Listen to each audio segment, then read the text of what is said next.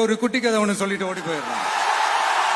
கார்த்திகா, நான் கலைஞர் government higher secondary ஸ்கூல்ல 11th standard படிக்கிறேன். நான் நேஷனல் கபடி பிளேயர். நான் 9 டைம்ஸ் நேஷனலுக்காக பிளே பண்ணியிருக்கேன் நம்ம தமிழ்நாட்டுக்காக. 4 டைம்ஸ் கேப்டனா இருந்திருக்கேன். லாஸ்ட் இயர் நம்ம எஸ்டிபி நேஷனல்ல நான் வந்து தமிழ்நாட்டுக்காக கோல்டு வின் பண்ணியிருக்கேன். 5 டைம்ஸ் சில்வர் வின் பண்ணியிருக்கேன். இப்ப நான் வந்து உங்ககிட்ட நீங்க எல்லாம் என்னோட பெரியவங்க, நான் கத்துக்கிற ஒரு லைஃப் ஸ்கில்ல உங்களுக்கு நான் சொல்லி தரணும்னு ஆசைப்படுறேன். அது உங்களுக்கு இருந்ததுன்னா உங்களுக்கு எல்லாம் அது இருக்கும். நான் மறுபடியும் ரிமைண்ட் பண்ணும்போது உங்களுக்கு இன்னும் அது யூஸ்ஃபுல்லா இருக்கும். இது வந்து எனக்கு கிடைச்ச கிஃப்ட்னு சொல்லலாம். இது வந்து எதனால கிடைச்சுன்னா எங்க கோர்ஸ் மூலியமா தான் எனக்கு கிடைச்சது. இது வந்து ஒரு கதை மூலியமா உங்களுக்கு உணர்த்தணும்னு நான் ஆசைப்படுறேன். அந்த கதையை சொல்லாமா? இப்ப ஒரு மிடில் ஸ்கூல்ல ஒரு மேத்ஸ் டீச்சர் இருக்காங்க. அவங்க வந்து கிளாஸ் எடுத்துட்டு இருக்காங்க. இந்த மாதிரி நிறைய ஸ்டூடெண்ட்ஸ் உட்காந்துட்டு இருக்காங்க. அங்க ஒரு ஸ்டூடெண்ட் எழுதி அந்த டீச்சர் கேக்குறாங்க, மேத்ஸ் டீச்சர் மேத்ஸ் ரொம்ப கேக்குறாங்க. I will give you 2 chocolates. At the end of the class, I will give another 2 chocolates. Totally how many chocolates do you have? அப்படின்னு கேக்குறாங்க. அந்த குழந்தை என்ன சொல்லிருக்கும்? இல்ல ஒண்ணும் இல்ல. ஆனா அந்த பாப்பா என்ன சொல்லுச்சு தெரியுமா? 5 சொல்லுச்சு. 5 எப்படி சொல்லுச்சுன்னு இந்த டீச்சர்ஸ் யோசிக்கிறாங்க. நீங்க யோசிக்கிற மாதிரி யோசிக்கும் போது ஓகே நம்ம இங்கிலீஷ்ல சொன்னோம், அதனால இந்த பாப்பா புரிஞ்சிருக்காது, ஏன்னா மிடில் ஸ்கூல் பொண்ணுல அப்படின்னு மறுபடியும் மிஸ் சொல்றாங்க. இங்க பாருமா, நான் உங்களுக்கு வந்து 2 சாக்லேட் தரேன். இப்ப கிளாஸ் முடிஞ்சு போறப்ப மறுபடியும் 2 சாக்லேட் தரேன்.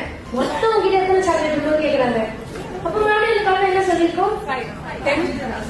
ஏன் பாப்பா இப்படி சொல்லுது அப்படின்ட்டு சரி மேத்ஸ் தெரியல போல அப்படின்ட்டு மிஸ் சொல்லி தரணும் ட்ரை பண்ணாங்க. உங்ககிட்ட 2 தரேன், கிளாஸ் முடிச்சு மறுபடியும் 2 தரேன், மொத்தம் உங்ககிட்ட எத்தனை இருக்கும் அப்படின்னு கொஞ்சம் டென்ஷன் ஆகி அப்படி கேக்குறாங்க. அதுக்கு அந்த பாப்பா மறுபடியும் மிஸ் 5 தான் இருக்கும், எப்படி ஸ்கோர் இருக்கும் அப்படின்னு சொல்லுது பாப்பா. அப்புறம் அந்த பாப்பாவோட எக்ஸ்பிளனேஷன் மிஸ் கேட்டோடனே மிஸ் ஷாக் ஆயிடுறாங்க. மிஸ் நீங்க எனக்கு 2 கொடுக்குறீங்க, கிளாஸ் முடிஞ்சு போறப்ப 2 தரீங்க, ஆனா ஆல்ரெடி எங்க அம்மா 1 கொடுத்தாங்களே ஸ்நாக்ஸ்க்காக, அப்ப மொத்தமா 5 தானே அப்படின்னு சொல்லுது பாப்பா. அப்ப இதுல இருந்து நம்ம என்ன லைஃப் ஸ்கில்ல கத்துக்கணும்னா எம்பத்தின்ற ஒரு லைஃப் ஸ்கில்ல நம்ம கத்துக்கணும்னு சொல்றேன். ஏன்னா இப்ப அந்த டீச்சர் வந்து பாப்பாவை புரிஞ்சுக்கல, இவங்களே ஜட்ஜ் பண்ணிட்டாங்க.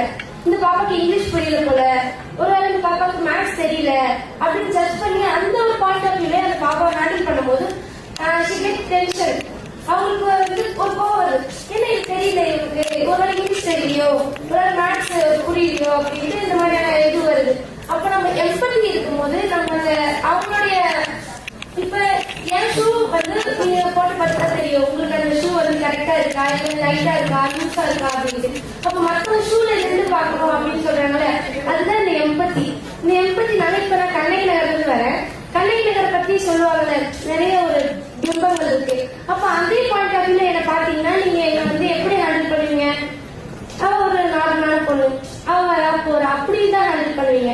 அப்ப நம்ம வந்து அவங்களை புரிஞ்சுக்கணும். அப்ப நான் கடந்து வந்த பாதைகள், அவங்க எவ்வளவு கஷ்டப்பட்டிருப்பாங்க, எவ்வளவு ஹார்ட் ஒர்க் பண்ணிருப்பாங்க இந்த இடத்துக்கு வர்றதுக்கு. அப்ப இந்த எம்பத்தி இருக்கும்போது நம்மளால அவங்களை ஈஸியா நம்மளோட சமமா நம்ம பார்ப்போம். இதனால நம்மளால சமத்துவமா இருக்க முடியும். இதனால நான் என்ன உங்ககிட்ட சொல்றேன்னா, நீங்களும் ஒரு ஹெச்ஆர், நீங்களும் ஒரு ஹெட். அப்ப உங்களோட எம்ப்ளாயிஸ்க்கும், உங்களோட ரிலேஷனுக்கும், உங்களோட ஃபேமிலிஸ்க்கும் இது ரொம்ப யூஸ்ஃபுல்லா இருக்கும். நம்மளோட இந்த மாதிரி லைஃப் ஸ்கில்ஸ் எல்லாம் ஒவ்வொன்றா கத்துக்கும் போது நம்மளுடைய எல்லா கான்பிடன்ட்டும் அதிகமா நம்மளால எல்லாரையும் ஃப்ரெண்ட்ஸ் ஆக்கிக்க முடியும். நிறைய வந்து மிஸ் அண்டர்ஸ்டாண்டிங் வர்றது, நிறைய ப்ராப்ளம்ஸ் வராது சொசைட்டில. அதனால எம்பத்தின்ற ஸ்கில்ல நான் உங்களுக்கு சொல்லி தரணும்னு நினைச்சேன். தேங்க்யூ.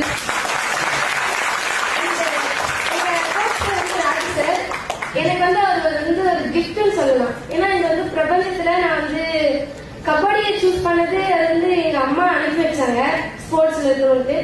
எனக்கு வந்து கிடைச்ச கிஃப்ட்னு சொல்லலாம் எங்க கோச்சர். ஏன்னா அவர் தான் எனக்கு இந்த மாதிரியான ஒரு மார்வலஸான ஒரு life skills and kabaddi and இவ்வளோ பெரிய வேர்ல்டே அவர் தான் கொடுத்துருக்காரு. இங்க பேச வச்ச சாருக்கு ரொம்ப ரொம்ப நன்றி. இந்த மீனாட்சி காலேஜுக்கு ரொம்ப நன்றி. தேங்க்யூ.